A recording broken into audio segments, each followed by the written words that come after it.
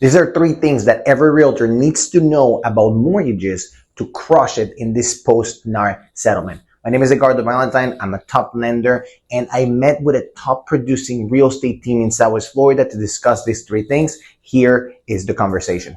I've been very much into these changes, obviously, because they affect you first, but everything that affects you in the real estate front also affect us. And the changes are happening. And I think that with these changes, it is extremely important for you guys as realtors to be a lot more knowledgeable on the lending side than it was before. Why? Because I think that you can overcome a lot of the objections before you actually put in the buyer agreement with those buyers with a little bit of mortgage knowledge. Now, obviously, let us bring it home for you, but at the very least, I think that having the knowledge to overcome those objections up front is going to be super important. So, what are those knowledges and what are those big obstacles that I think we're going to face immediately next week? One, it's what you're talking about. The interested party contributions is what we call them, the IPCs. So a couple of things that I want you guys to think when you think about this. I'm going to share my screen and I'm going to show you what the IPCs are. I'm going to show you this. So don't worry about, taking a picture or anything like that, because I'm going to send you this. But these are the max interested party contributions that you can get on a house when you're financing. It's depending on three things: the type of loan, the down payment, and whether you're going to live in the property or not. So on a conventional loan, if you're going to live in the property or if it's a vacation home, it goes from 3% if you're putting the minimum down payment all the way to 9% if you're putting a higher down payment. And I think this one is super important for you guys to know. If it's a conventional loan and it's an investment property, then it's a maximum of 2%. If it's an FHA loan, it's a 6% standard. If it's a USDA loan, it's a 6%. And if it's a VA loan, it's 4%, but we can typically make it to 6%. This is what the seller can contribute for closing costs, prepaids, and interest buydowns. Now, I'm going to take this off the screen because I want you guys to pay attention to what I have to say as opposed to this. These numbers, you don't need to memorize these numbers because these numbers, luckily, Fannie Mae, VA, FHA, Freddie Mac, meaning all of these lenders said, hey, the realtor commission, it's not going to be subject to these limits.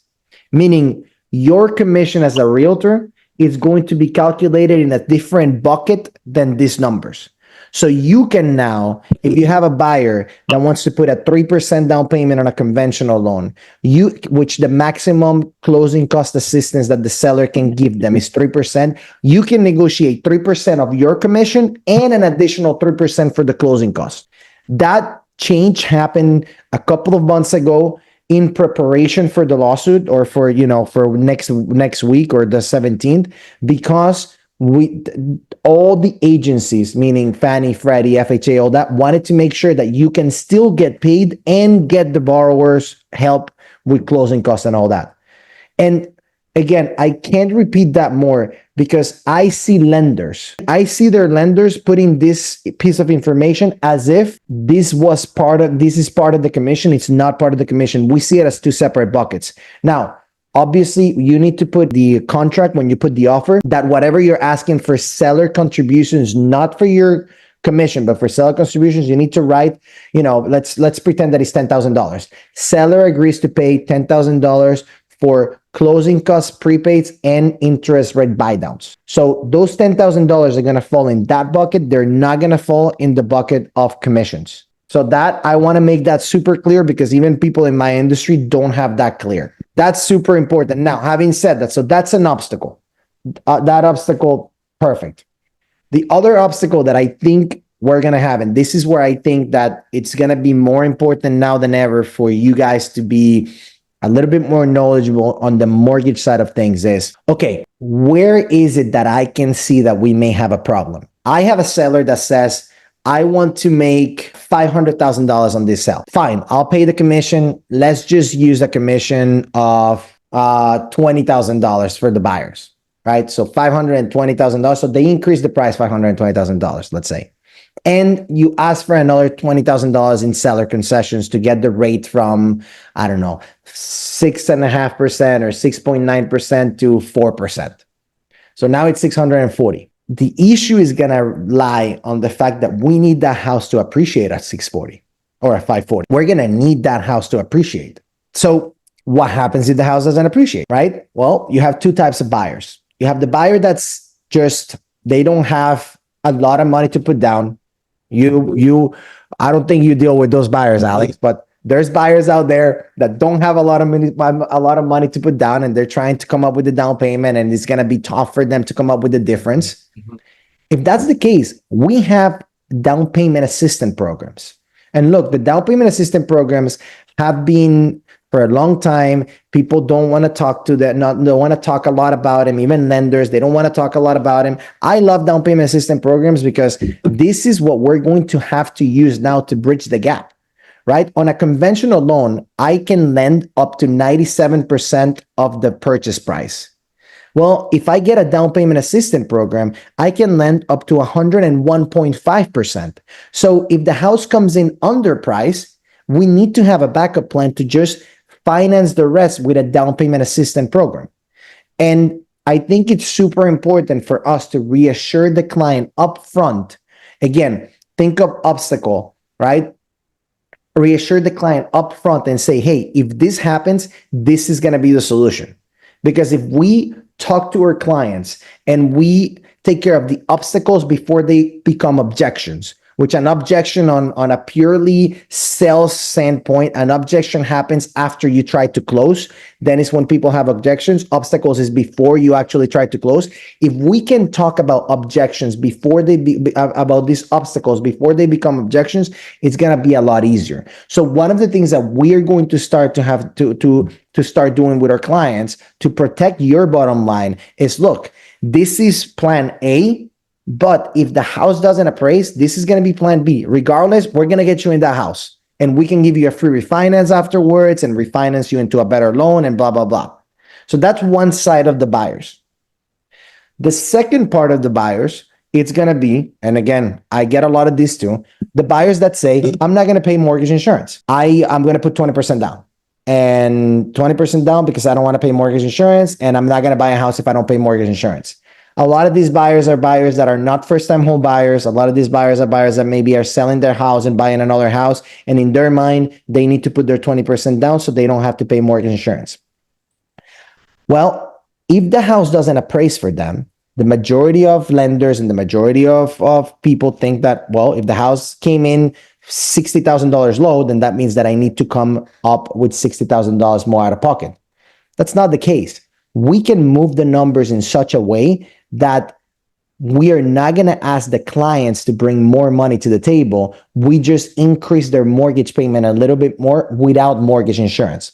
So again, we touch on the clients that are your typical first-time home buyers. And I think, and to your point, Alex, I think that the typical first-time home buyer, it's going to come back to being a huge part of businesses in the next 2 years, because they are dying for an excuse to get into the market, and we are about to give them an excuse when the rates start coming down.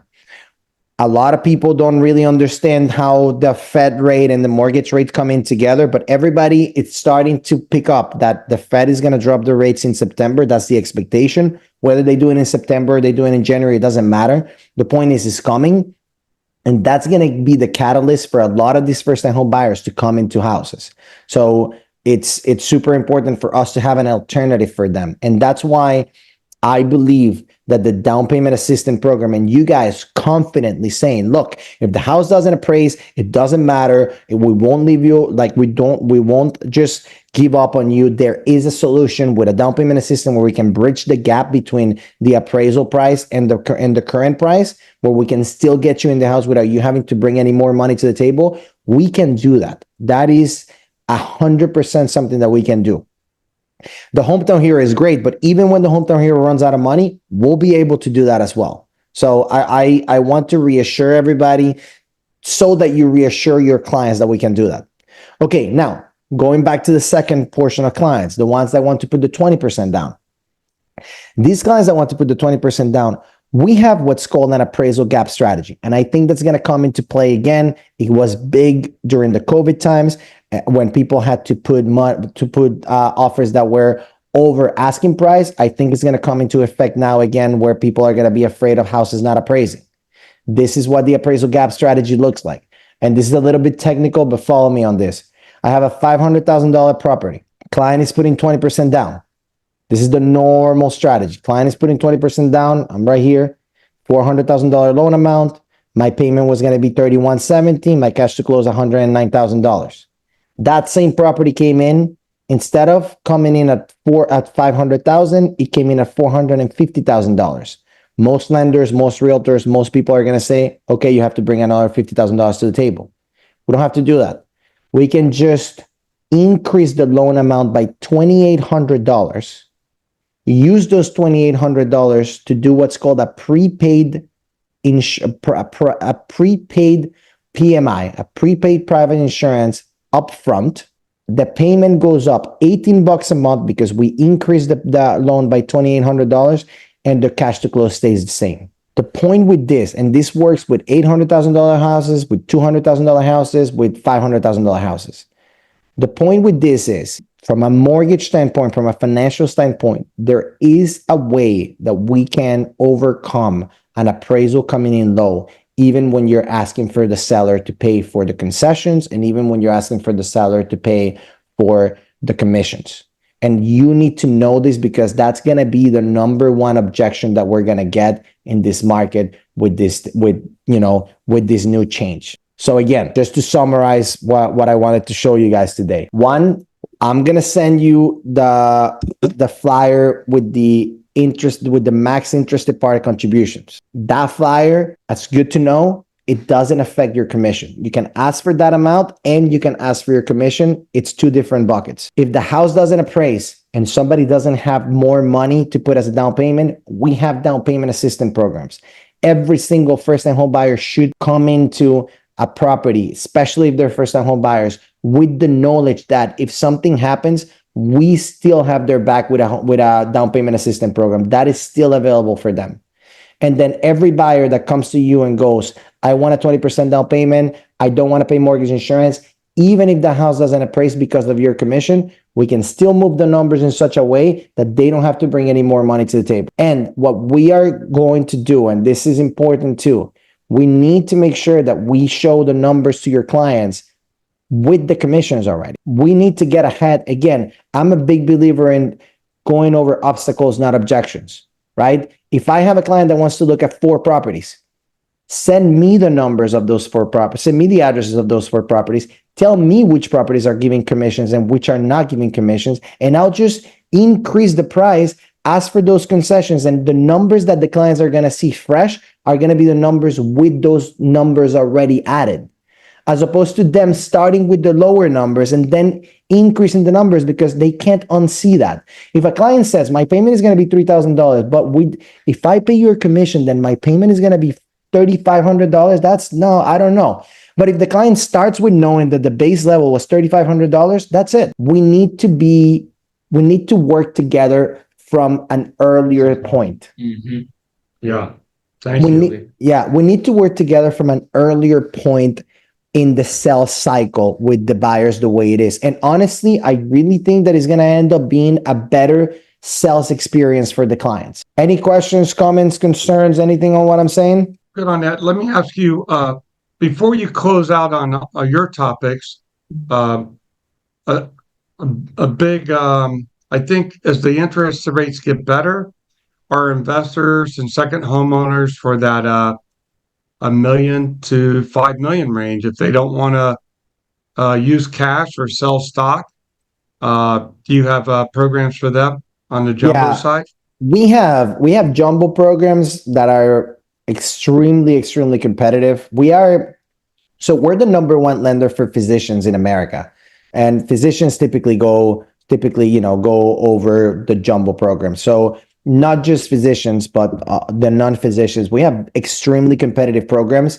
The only difference is you need a stronger down payment, right? Like you need 20, 25% down, 30% down, but we can do jumbos, and we are one of the few lenders that also do super jumbos. Super jumbos mean we can go up to $60 million.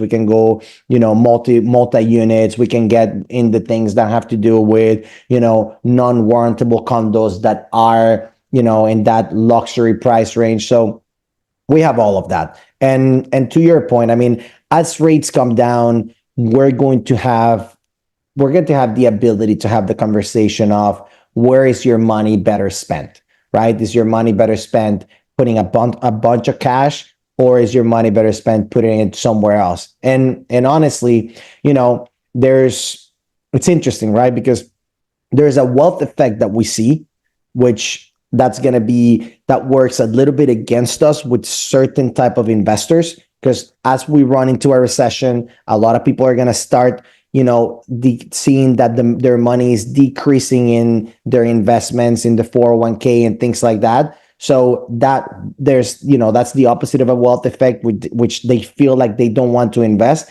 At the same time, as the stock market becomes less attractive and properties start going up, properties become a lot more attractive. And rates are down, properties go up, the stock market starts coming down because of the recession. A lot of people start pulling money out of the stock market and putting it into properties, and that's where we see a lot more appetite for those kind of purchases. One more question. Yeah.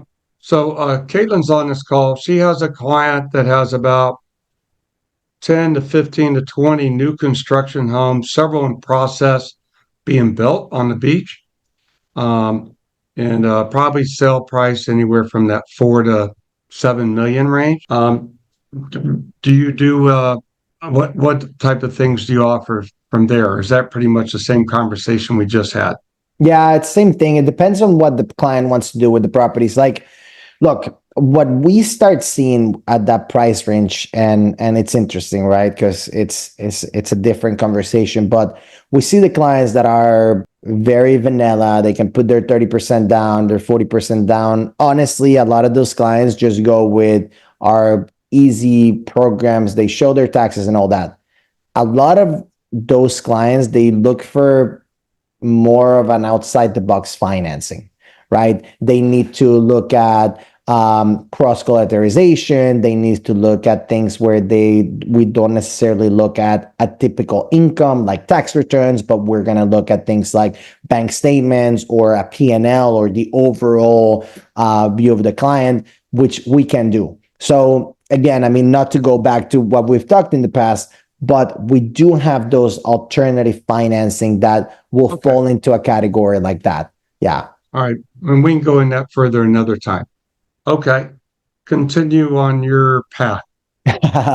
Well, those are basically the three biggest obstacles that I see. And again, the decision to buy a house is a financial decision. And by you guys, from a buyer's agent's perspective, I was talking to an agent about this, and the agent told me, we do this with listing presentations anyways. Like, we present the commission to the listings anyways. From a psychology standpoint, it's a little bit different for you to tell me, look, instead of me making $120,000 in my sell, I'm only going to make $100,000. Because what you're doing is you're decreasing the amount of money I'm going to make. From a buyer's perspective, it's not you're decreasing the amount of money I'm going to make, you're increasing the amount of money I'm going to spend. And even though we may see it on the outside looking in, and we may see it at the end of the day is $30,000 is $30,000, it's not really, making less is not the same as having to pay more from a psychology standpoint. So as we need to be more, as we start putting these numbers in front of clients, my invitation is we need to just increase our numbers and our financial knowledge overall.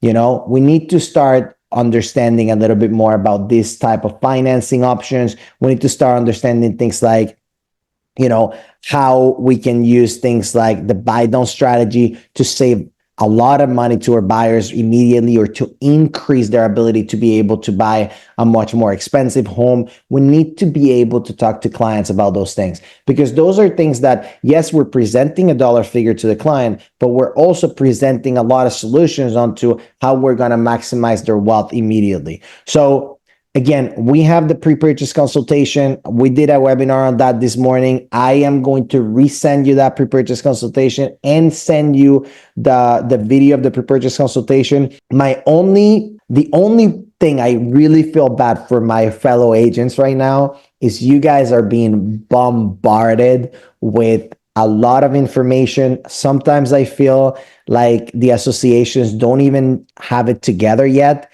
So you get like different forms from different associations and different fees. And then at the end of every class, because I've been to a couple of those classes to learn, I had to translate. I speak Spanish, if you can't pick up on my accent, but I had to translate a couple of videos that the Port Charlotte Association did in English to Spanish about the forms. And I feel like everything that you guys are being told at the end of it is, and by the way, you're gonna get fined $2,500 if you don't do this, and $1,500 and blah blah. So I know it's a lot of information. I I think that the very, very first step right now is, okay, understand what forms you got to do. And I'm sure, Alex, I'm going to throw you under the bus. Go to Alex and ask him and make sure that you're putting the forms in the right way and all that. But then after that, we have to make sure that we provide that buyer a solid presentation. We have a presentation made for you guys. I don't care if your buyer is a cash buyer, if your buyer wants to use another lender because their cousin is a lender and is offering them a 2%, still bring us into the mix. We'll do the presentation for you. We'll co-brand it for you. And if they want to go somewhere else, that just means that I need to do a better job at, having them like me.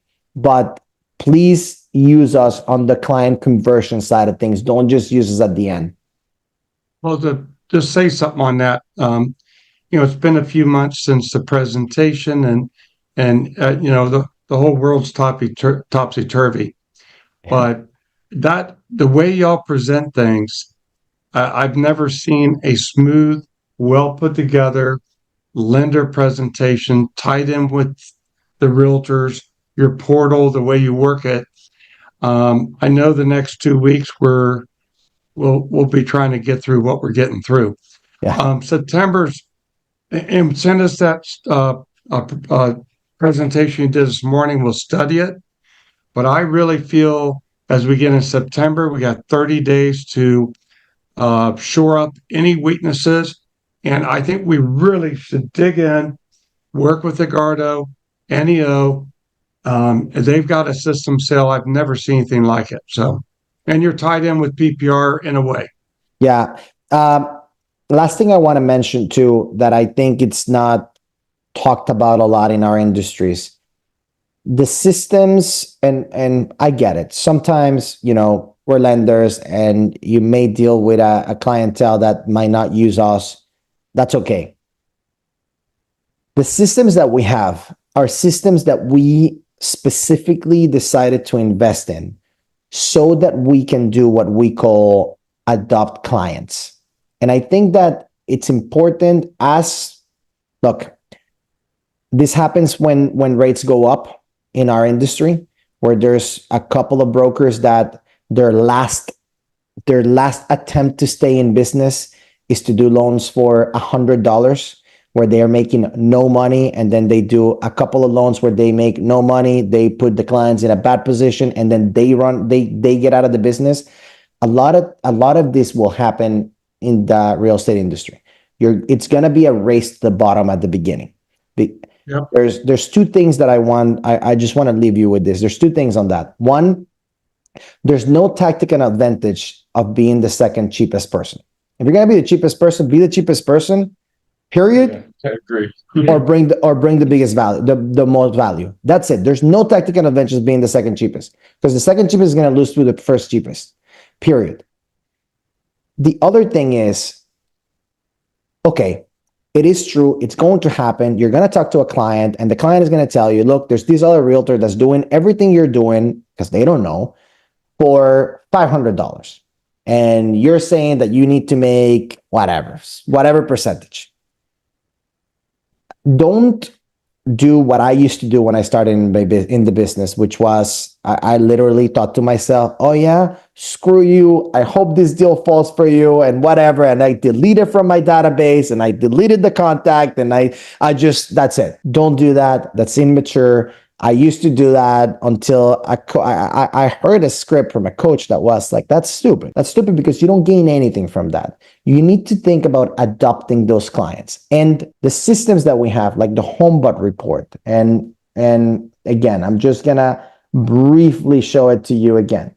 The HomeBot report is this report where I think you can see it now, is this report where we send the client a real estate report card, where we send the client how much the house they pay towards principal, how much they pay towards interest, what happens if they pay extra money towards the principal, how much cheaper it's going to be the overall payment. It also shows them what they can rent this house on an Airbnb on a monthly basis, on a daily basis, and how many days we can expect this house to rent. And most importantly, it tells the client, hey, this is how much we think your house is worth. And we tell the client every 6 months, your realtor is going to call you.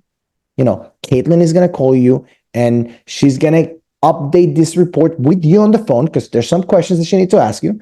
And then that report's going to be good for 6 months. And then it changes every month, but it's going to start fresh after 6 months.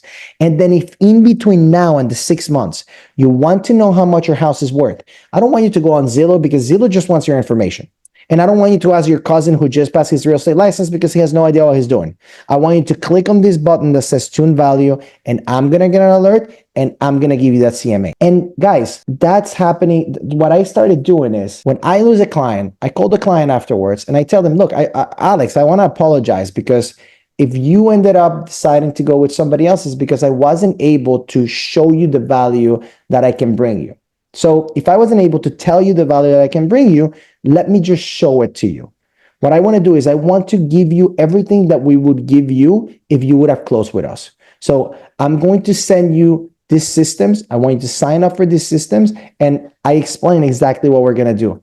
I promise you, when it's time for them to do another transaction, they're going to look back and they're going to look at who they used before, who didn't give them anything and got paid, and me, who gave them all of this and didn't get paid, and it's going to be no contest. People move out of properties every 5 to 7 years. They do a transaction. With rates coming down, that number shrinks. I want you guys to, again, if you listen to us and you go, I never deal with finance transactions, or my cousin is it's a lender and I'm never going to work with you. Still sign up for this because we pay for this and it's free for you. Adopt all the clients that end up going with the cheapest person. And I promise you, you'll get paid in 7 years, in 5 years, in 3 years, in 2 years when they transact again. This is the closest thing that we have to creating an annuity in real estate because we don't have annuities in real estate. It's that recurring business.